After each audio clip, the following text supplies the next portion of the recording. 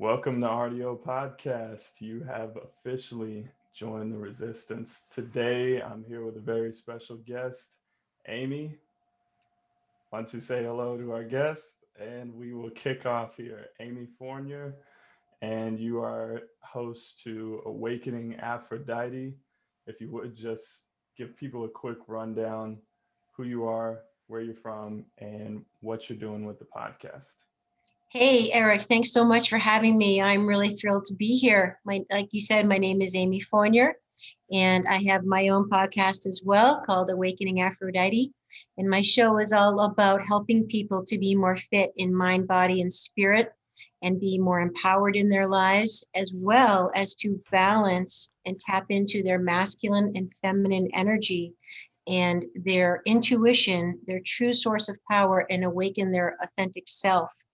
So I really love my show, meeting people like you, and all the things that I'm learning and sharing with other people because I've been in the health and fitness industry for almost 30 years now. And I had my own health and lifestyle club up in New England, which has recently closed. But I really eat, breathe, sleep, live this stuff. And it's just thrilling to have the platform, such as a podcast, to just share everything I've learned in my experience and continue to learn by all the wonderful guests that we have on the show. So I'm happy to be here. Excellent. Well, it's great to have you. Thank you for being on. And I want to really give you a moment to kind of dive deeper into what it is you're actually doing. And I think you laid out a great overhead view and what you're doing with the show. And we've obviously had the group cast. We've kind of had these side conversations, mostly revolving around this great balance between masculinity and, or I should say, masculine and feminine energy. And when we look at the universe, when we look from the microcosm to the macrocosm, and especially within ourselves and all of nature, we see these two elements represented. What does that mean to you in terms of society, in terms of the individual, man or woman, excuse me, man or woman? How does that tie into sort of our everyday lives? Yeah, well, I mean, it really is the question because it's one of the universal principles of polarity and duality, and all things have a front and a back. All things have a yin and a yang, as you know, that the famous Tao symbol that people can visualize that is half white and half black, and it has a swirly, squiggly line down the middle. But in the white half is a circle of black inside it. And in the black half is a circle of white. So I like to explain the concept of the masculine and feminine, the duality principle that is all of existence, not just us as human beings. But like to give people that visual of the Tao symbol, that the black has the white in it and the white has the black in it, even though either one might be predominantly identifying or more expressive of one than the other, but we are all of it and both. And I think that's a very important concept for people to wrap their brain around and really open their mind to, because first of all, let's just be clear, one is not better than the other. Okay, what we have to understand is we are all of it, and then to have the wisdom and the discretion to know when is it appropriate to express one part of myself more than the other. And we can talk about this too with, I know you are very interested in helping people grow their personal wealth and their independence and their financial freedom, and even start up their own businesses. And it's very important that at times to have the discretion to know when you want to be in that masculine energy, that masculine essence of getting things done and staying focused and all of that. But then really true wisdom comes with going within and sometimes listening to others. So being receptive to advice, opinions, but then weighing it against your own intuition, your soul, your gut. And the best leaders and the ones that are also the most loved and the most successful, happiest people have that balance. They know to play that dance between both sides of them. When is it appropriate to tap in one or the other, right? Because nobody wants a business owner or a leader that just won't listen to anybody, just a big know-it-all type thing and just is not receptive at all. Okay, so that would be someone out of balance in their masculine. But like I mentioned, it's just important that I express to people that my personal view is not that one is better than the other. There's no value judgment. It's more about, again, just knowing that we are all of it. We are inherently all of it. We are born all of it. And having wisdom and discretion to know how to use our own resources. And I'll also say, just to clarify, that when we talk about masculine and feminine, at least for me, it's not a stereotypical thing. Although in those two examples, I kind of gave more stereotypical, but I'm just trying to relate to our audience what I'm talking about. Masculinity and femininity is an essence. I love that you mentioned that in the intro, Eric. You said it's an energy. It absolutely is, because it's not about how you identify. It's not necessarily even about your sexuality or what you have for your sexual organs. It's an essence you're bringing, that you can be more in your feminine when you walk into a room. As a man, you can go home from work and walk into your household with your wife and your child and be in your feminine receptive energy, because work is done. And now you're open, you go with the flow. Maybe your kid throws something at you, your wife screaming, like, you just go with the flow. That's very feminine, okay? Rather than if you were in your masculine when you walk in, you'd be like, oh, where's dinner? We gotta get this done. And, right. Just kind of more directive. So it's all beautiful. It's all good. But like you, my show is about empowering people to know we have choices, and we have choices about how we behave and how we think and what we do and who we are. And we can choose. Take that moment before you walk in that door to your home. And who am I going to be when I walk in this door? What's my energy like? Check in, be self-aware. And that's really what it is all about. So I know I went off on a bit of a tangent, but as you can see, I'm kind of passionate about it. Definitely. Well, I love it. And I like how you clarified it's not what many people may think when they hear masculine and feminine. They may be thinking male and female, which is a misconception. I mean, that's only, in a lot of ways, that's a generalization that puts a cap on gender, so to speak. Like there's obviously gender is a thing within, and I don't want to go down that rabbit hole, but like within nature, there is male and female of different species. And that's, the basis of procreation. What we're talking about is beyond that. It has to do with behavior and choices based on a certain state of mind or state of being. And back to what we said, it's more of an essence, it's more of an energy. Don't think male, female, think masculine, feminine energy, and apply that principle to reach balance within yourself. Because if you're go, go, go all the time, or you're passive all the time, both of those are going to present an imbalance, I should say. So you talk about being whole, and one of the key ways you describe being able to reach that is in being your authentic self. How do we find that? I think that's a topic that a lot of people try to tackle, and everyone has their own perception about that. What are some ways we can seek to be our true, authentic self? That is such a great and difficult question to answer, right? But one we're all, I think, seeking as we walk this path. I know I have been. And I would say the first thing that we really have to do is get clear on what are my beliefs that came from me and my gut and my soul and my own voice, and what are beliefs that I think are true that came from outside of me, our cultural programming, well-meaning parents, religious leaders, governmental leaders, whatever they are. So much of the strife and anxiety and frustration that people feel is because they're living lives that they really aren't their own choosing. They're trying to be good people and doing what they should do and they're supposed to do. I did it. I like to say I'm a reformed people pleaser.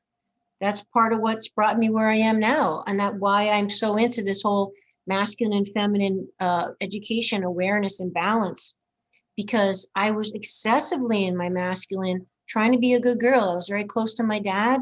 My dad had his own business. And, when you have your own business, you're chef, cook, and bottle washer. It's 24/7.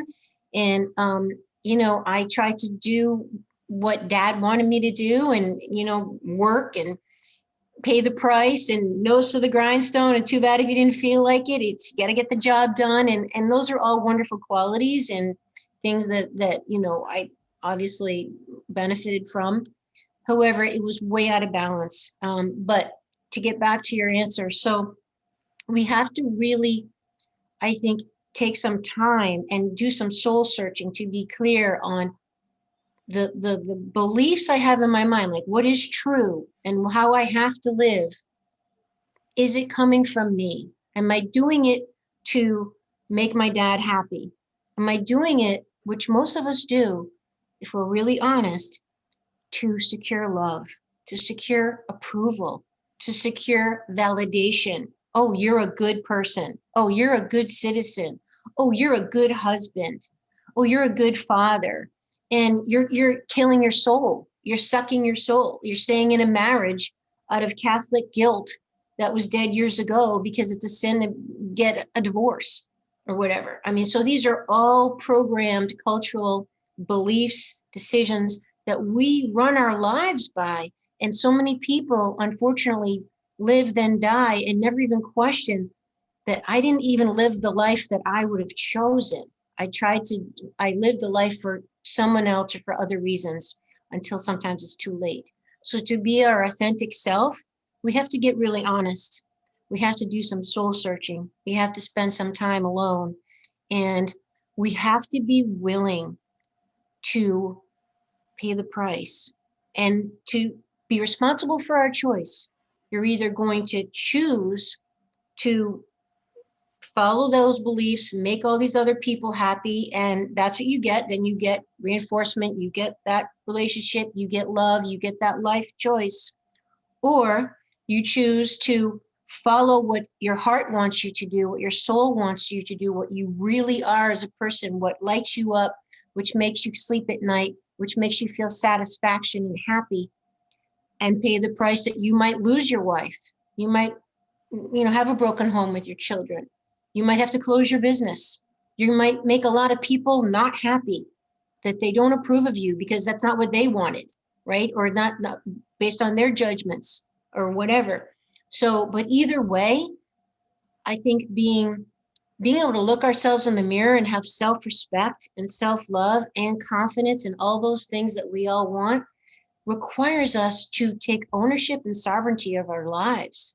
And either way, it's a choice. So I either consciously choose to stay in that soul-sucking job or that relationship that was dead years ago or whatever it may be, and I accept my choice, or I'm going to choose to do this and accept that choice too, the ramifications. And if you're lucky, you've got it set up that you're fulfilling both, right? I mean, that's what we all want. We don't want to have to choose. We want to have the relationship we want, the job we want, the life we want, that feeds our soul, that expresses our soul and who we are and we're passionate about. That's what we all want.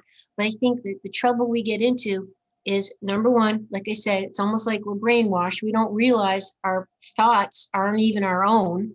And then number two, we're afraid to deal with the circumstances that we choose. So we have to grow up, right? Yeah, there was a lot in that. So I want to unpack a little bit of that. And I think the first step is really taking accountability for your life, period, good or bad, whatever's going on, wherever you're at right now.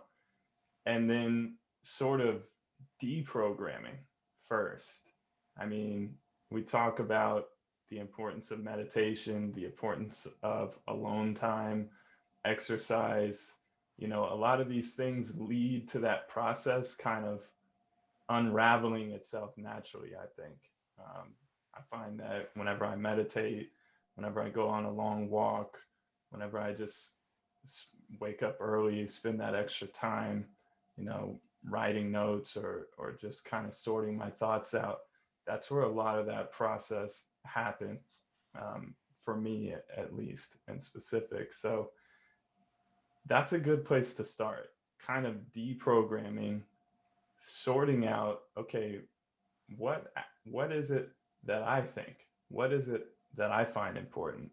And from there, I think you can have a better idea of what it is that you actually want out of life or out of your relationship or whatever that may be. So I And I think that, will admit too, Eric, just to jump in, I will admit that you know, I for decades and years, I did not have the courage to, when I asked those questions of myself, to follow what my heart wanted because of the reasons that I said. Because I knew it was going to disappoint people I loved. I knew it was going to hurt people I loved. I knew it was going to make me, quote unquote, look bad or burn in hell because of my right, religious beliefs or whatever. So I will admit that, I mean, what you're seeing now is a person that, I mean, I got a long way to go. I definitely have a long way to go. But, you know, I've been walking through the fire, you know, and it takes a lot of courage and backbone to stand up for yourself and your soul, you know. And so we can do all that, and we can take the showers and take the nature walks and do the meditation and all that. But remember, when the answers come is when the work starts, because then you have to choose. Are you going to stifle that voice, or you're going to talk your way out of it and say, well, that's crazy, that's stupid, or I could never do that, or, you know, are you going to muffle the voice of your soul and your intuition, or are you going to right, listen? And that's where I see people split, because they, you know, go through all the justification and all the reason why, oh, it doesn't ever work and all that. Or like me, out of fear, out of what I was going to lose and who I was going to hurt and who I was going to disappoint. And oh my God, and what are they going to think, right? What are other people going to think? right. Yeah, So sacrifice my soul. But you know what? It got me to this place eventually anyway. And now I don't like to be like, you know, have regret. Well, look at all the years I lost. You know, if I only had had the gumption, but it is what it is. I guess I had to be an older, wiser person to be able to finally stand up for myself and say, I'm sorry. I did it long enough. I'm not going to do it anymore. I'm not going to apologize for really what I want and who I am and how I want my life to be. And I'm sorry if you don't approve, but this is my life. You know, this is my life, and I really want to enjoy, because I've paid my dues. I have paid my dues. It is time for me to enjoy my life. And I'll tell you a secret, it's so much better already. I got a long way to go, but I already feel so much better. I think I probably look 5 years younger even. And people actually said that to me, because, you know, it's when you're sucking your soul and just grinding it and just, you know, it, nothing like stress to age you and make you sick and your body ache and all that kind of stuff. So, yeah. I mean, that's just facts. Stress induces this rapid aging effect. I've listened to, what is his name? He's a Dr. Sinclair. I think his first name maybe Robert. I may mess up the first name, but look up, for those listening, look up Sinclair's anti-aging research, and you're going to be astonished. They found that, for example, in rats, and just a small tangent here, but you know, in rat and mice studies, when they exposed the rat to high levels of stress, starvation, you know, all this adversity, basically, they literally lead straight to heart disease, cancer, and lifespan is cut, I mean, way down. And they go from natural hair color to the white or the gray. Yeah. It's no joke. I mean, that's literally what happens. Yeah, it's And crazy.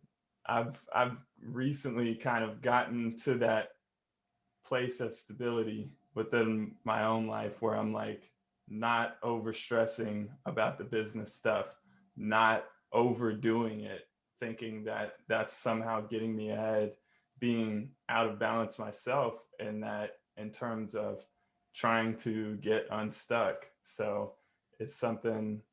Okay, I'll let out a secret as well. I'm 26 and I have had, I'm not ashamed to say, I've had two white hairs pop up on my head.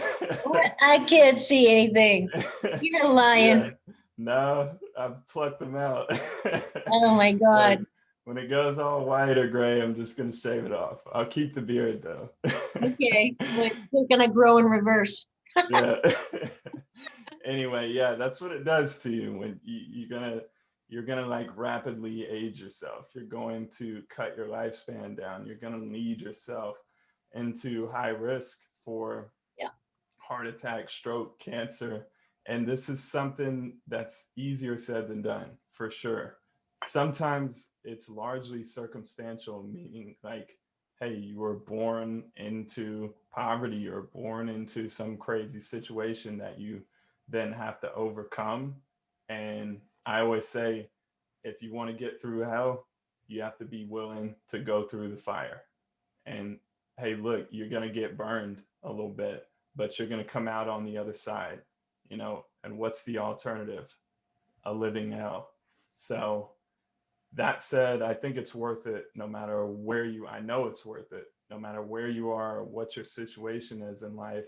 But back to talking about relationships and career choice or business and a lot of these things that are their choices, you know. And sometimes we make these choices based on, like you said, people pleasing, based on what we were told growing up, based on it's sort of like that Maslow's hierarchy of needs for social acceptance and validation and security, and all these things can also play against us if we're not in tune with that higher level of ourselves, if we're not used to listening to our intuition and trusting ourselves in making those decisions. So I think it really is key to start now. I mean, wherever you are, whatever you're doing, start now with listening to yourself. Start now implementing this and learning how to navigate life with that element. If not, I mean, it's either going to serve you or it's not, depending on whether or not you use it. So knowing how to use it is key. And the only way to do that is to just get started. Start seeking that positive information, like what's on your podcast. I know you dive deep into this stuff, but it is essential to learn to trust yourself. And I think that can only come by refining those ideas as you kind of sort through what's yours, what's not, what do you want, what was just programmed in your head. It can be hard to distinguish at first because there's a lot of noise upstairs, you know. There's a lot of stuff just cycling through our head to where it can be difficult to know where to get started in terms Well, of. I think even just this conversation of even having the idea that maybe all that chatter that's in your head isn't even coming from you. I Yes. mean, that right there is a big first step. I would say probably 80% of the population doesn't even consider where their beliefs and their thoughts come from, right? They Right. don't even question them. So right there to even think like, wait a minute, like, where did even that thought come in my head? Where did, where did I get that belief, that truth, that thing I think is true? We have to be very careful. We should question everything and weigh it against your heart. Your heart and your soul will never lead you wrong. Your heart and your soul is love, it's purity, it's essence, it's the divine source. So it's never Yes. going to lead you to a place that isn't going to go toward love. And yeah, it might hurt. It might hurt right now, but it's never going to lead you to a place that isn't for your or someone else's best interest ultimately. And I think a lot of problems people have when they go into the chamber of their heart and their soul and question when they have these big issues in their lives is the fear of the unknown stops us. There's so much that, well, what if this happens? What if that happens? And it's what you said. I love what you said about when you face the fire, the only thing you can do is go through it. You can't go around it. You can't go under it. You got to get through the fire by going through the fire. But that's what shapes us, right? And the fire is a transformative element. It's the element of transformation, right? You can turn metal into a sword or whatever. Right. So I think that what I'm getting at is I think when people have the choice, it's the fear of the unknown. It's like the devil they know is better than the devil they don't know. Well, if I break up Exactly. with my wife or my girlfriend or whatever, God knows what else is out there. I don't want to be Yeah. alone, or there isn't any better, whatever, right? Or if I leave this job, or if I go off and really do what I'm passionate about, how am I going to pay the bills? And there's a lot of fear, right? So yes, of course, you have to be reasonable. You have to be smart. You have to think it through. You have to use your brain, right?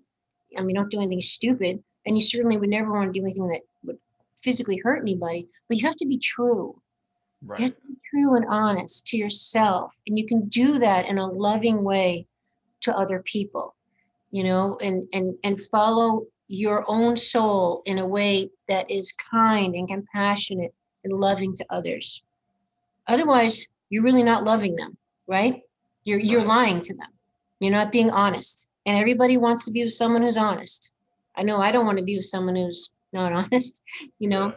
but I Yeah. think it's the change that we're afraid of, is what I'm saying. The unknown stops a lot of people that have good intentions. Like, I want to do it. I got to do it. But what if then, and all the unknowns. It's very scary. So you have to have a lot of, I think, you have to cultivate that relationship with yourself to know that, what I always say, we were born alone. We come into this world as a soul, and we're going to leave alone. You have to be okay with who you are as an entity, and you have to be whole in yourself and self-sustaining before you can really be with anyone else. Otherwise, you're codependent and you're a parasite. That's it. You know what I Yeah. mean? So we have to be strong in who we are. No, we don't want to be alone. We're social beings. We're supposed to be with other people. And back to the masculine and feminine thing, we're looking for that harmony, that interplay, that one essence, to have that polarity. That's what makes a relationship, right? Even if two people of the same sex come together, they need the polarity to keep the passion, to keep the chemistry.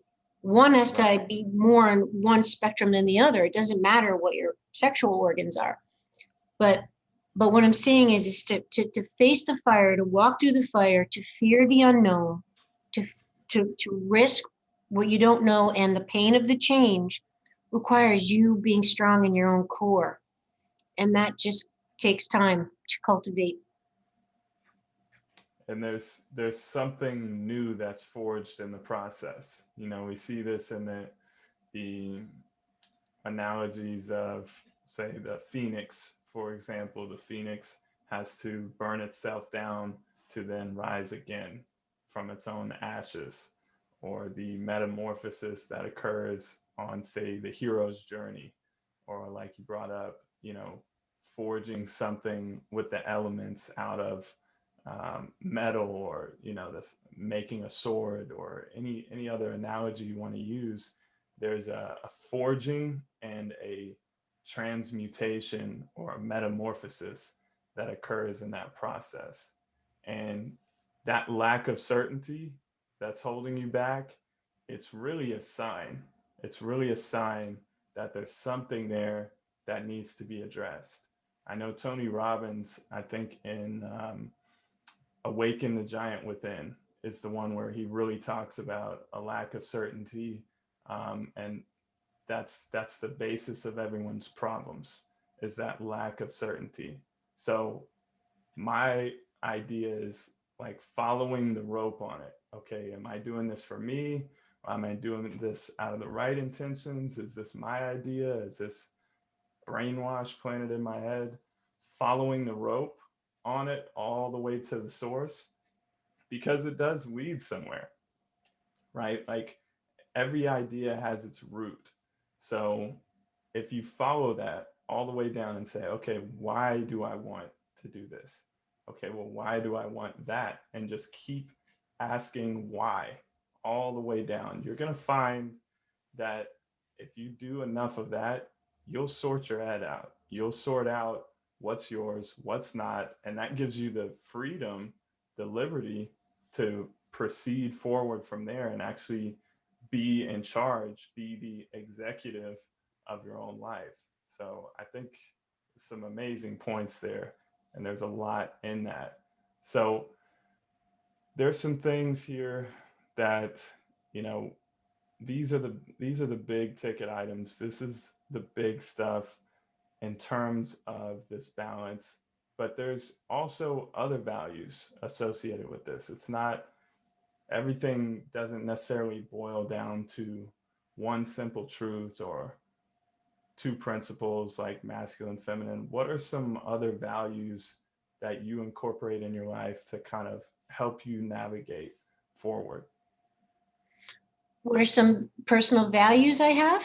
Yeah, like what are some things you value in life? It doesn't have to be like necessarily your own philosophy, but what are some principles, habits, things that you value that kind of keep you on track? Hmm, it's a good question. Well,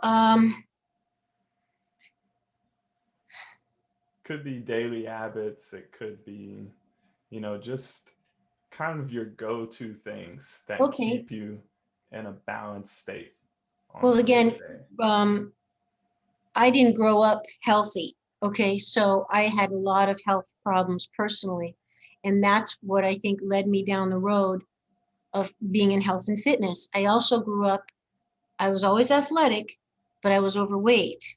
And I was kind of like the cute, chubby girl, you know? And so I had a weight problem most of, not as a child, but through whatever reasons we won't get into through my teens and whatever I did. And I got into health and fitness, and it changed my life because it changed the way people treated me. It changed my self-esteem, obviously, changed my life, and it changed, most importantly, my health. When I was younger, I had a lot of problems, but I mean, they even wanted to put a pacemaker in me when I was in my 20s, and I had issues. But I educated myself, and because I didn't accept that, I didn't. That's not the life I wanted, and it just didn't make sense to me. So I went down the natural route, and I hate calling it the alternative route. It's not. It's actually the real route. It is the Right. normal route, way Yeah. before conventional medicine, right? I mean, it Right. was the first. And wow, I mean, completely turned everything around for me. So now, 30 years later, being in health and fitness as a holistic professional, um, I can say I've never felt better. I am so grateful for learning from so many of my teachers and mentors how to get back to balance our body, mind, and spirit, because they all go together. You can't access your spirit and your higher self when your body aches and when your body doesn't work right. This is our vehicle. This is like an antenna that we are receiving information from the universe. And if our antenna is broken or dusty or dirty or whatever, right, it can't pick up the right information. And Yeah. so I have cultivated in my search, in my 30 years search, um, because I wanted to have that life. I wanted to feel good. I mean, yeah, I went through that stupid period when I did it for vanity and all of that, like probably all of us did, when I did some modeling and all that stuff. And I got caught up in all of it, I will admit.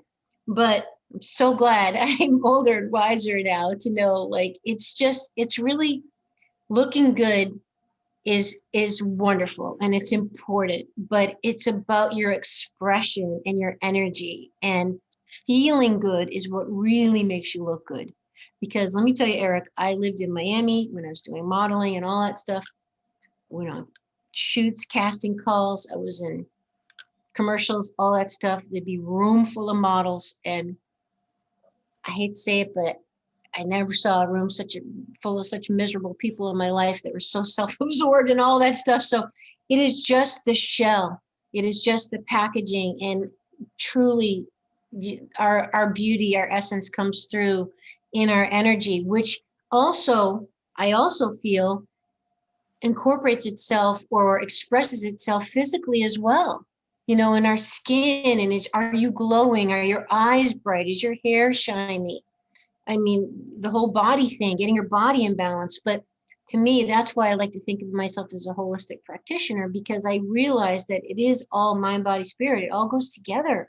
And there's a lot we can do to affect it, regardless of our genetics, which I had to overcome, regardless of our socioeconomic status, getting fresh air, sunshine, clean water, not eating fast food. These are all choices that has nothing to do with your monetary influence. Getting to bed on time, putting away the damn technology, all that stuff will resource you to be able to think right, to be able to have energy, to want to exercise, to want to move your body. So sorry, I'm going off a tangent again, but as you say, I'm very passionate about it. But to specifically answer your question, every morning I do a very brief practice. Otherwise, I wouldn't do it. If I made it into a big deal, I'd be like, I don't have time. But I do a very brief practice of Tai Chi. And it's very, very simple. It's just basically like a gong. It's a moving energy, because I don't have the bandwidth to sit and meditate. And there's a whole nother discussion we can have about that maybe another day, that meditation is truly a masculine technique. It's a masculine practice, because it's still. Okay. The feminine flows. I'm a dancer. I teach dance fitness classes online. I've taught dance for decades.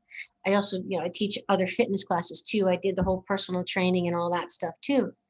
But dance and flow and music, that's all the feminine. And so my meditation, if you will, is more of a moving meditation. It's very slow, but the most important part of it is the intention behind it.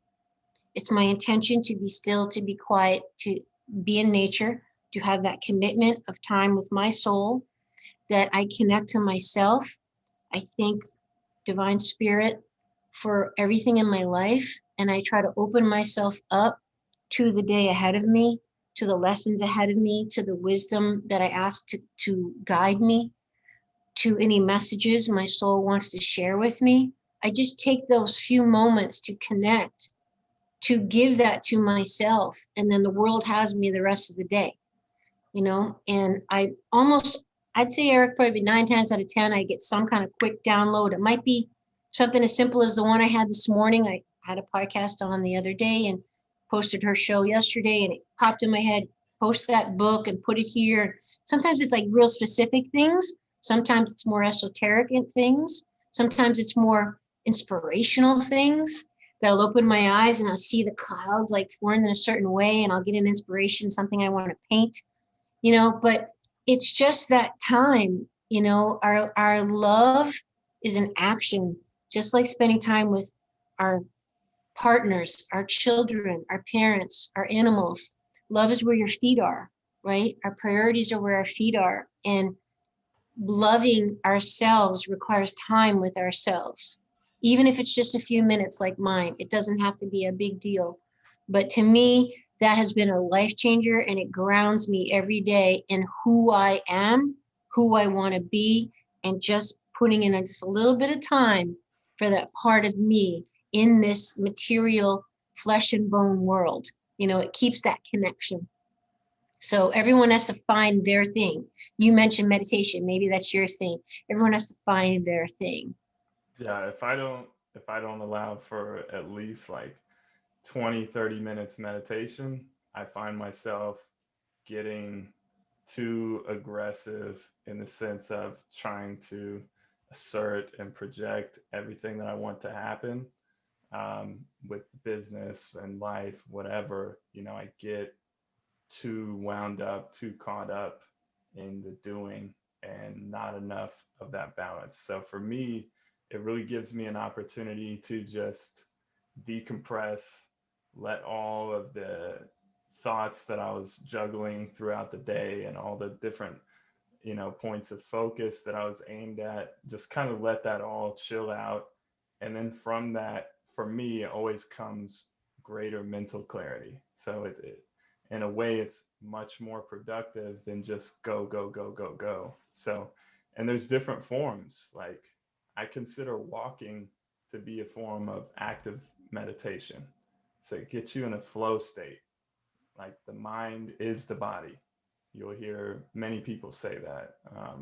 Elliot Hulse is probably the first person who introduced that concept to me, but the body is the mind, he always says. So going on a walk or hiking, something that you don't have to cognitively think about what you're doing, you just kind of go. Could be swimming, could be riding a bike, could be walking. These are all more passive physical activities where it turns into, for most people, sort of an active meditation Absolutely. where it allows you to kind of find that clarity without being in your own head or in your own way. So I like to do both. So I'll do just passive, where I'm just sitting still, normally jumping in the sauna, just sit still, relax and let it happen. And then on the flip side, go for a nice long walk. And I think it's just kind of something we might naturally be doing anyway. And I think it's part of our operating system to naturally carry out these processes, and then functions happen in the background. And sometimes when it's all go, we tend to deprive ourselves of that opportunity. So, Well, we say we don't have time because right, we I have don't to have do, time. I say don't we have got to do time. the go-go. We don't have time for Yeah, that. I have stuff to do. we're living faster. And I watched an amazing documentary that was talking about how once we got cars, once the automobile didn't cut down time, it actually took more time away, because Oh. now you get the car and now you can work further away. So now suburbs grew, and now your walking commute that was nearby is now a 40-50 minute drive. And the same thing goes for Traffic. microwave ovens, cell phone Yeah. technology, computers. We thought it helped us do things faster and save time. No, because now we never No. turn it off. Yeah, and it all backfires. You know, So back. that's why you really have to maintain your own standards. There's an importance to setting up boundaries, Yes. and it's very clear, it's very evident when someone has no boundaries and when they have boundaries in their life. It reflects, like you said, in their health, in their natural beauty, and their energy. It reflects most of all, I would say, in their functionality. And that's something it's usually pretty evident. Does this person have boundaries? Are they actualizing themselves in a way that's allowing them to live a fulfilling life?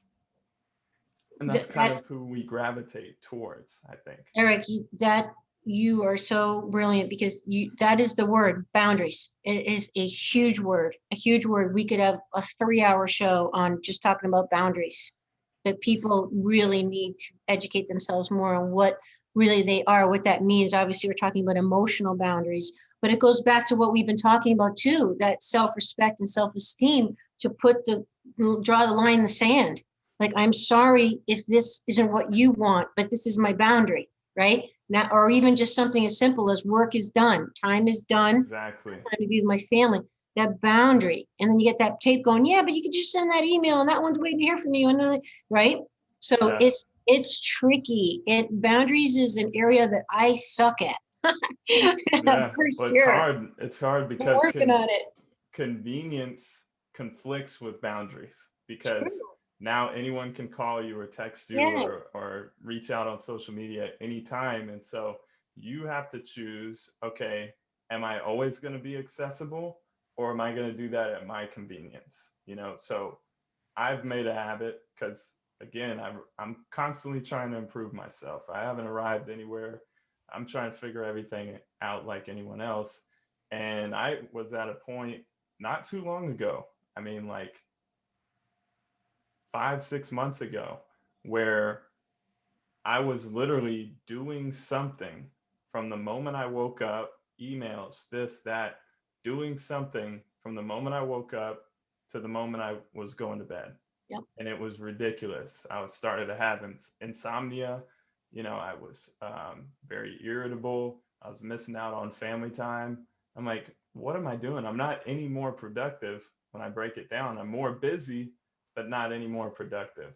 And there's a big difference. And setting those boundaries, even if that's okay, TV's off at 8:30 or 9 o'clock or whatever your schedule is, you have to set those boundaries. And I think those are some key principles that anyone can take and just instantly start living a better life. Right on.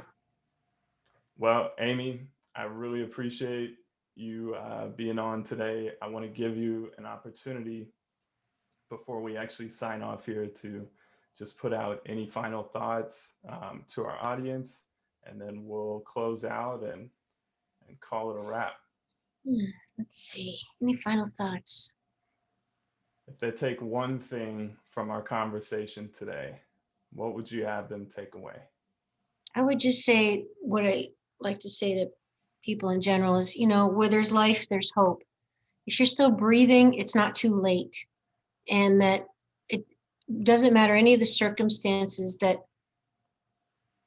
for you to start opening your mind to consider everything we've talked about, that maybe we don't know everything. Maybe the truth is something different, and to start to really learn who you are, who you were born to be, what your soul came here to express, what makes your heart sing, and then do the work, put in the time to learn about that, and take the steps you need to do to fulfill your life, and that getting on the other side will be worth it. Take it from people that are there, who walk through the fire, that are getting there, that are climbing and kicking and screaming, but they're getting there, because you can do it. We all go through it. Like Eric mentioned, it's the hero's journey, it's the heroine's journey, it's the growing up stage, it's the self-actualization that we all need to step into, like Carl Jung said. But that's what we're here for, and that you can do it. You can do it. Amazing. This really has been an incredible discussion. There's a lot of value. I mean, we broke it down pretty well, I think. So hopefully for those listening, hopefully you found something insightful from this.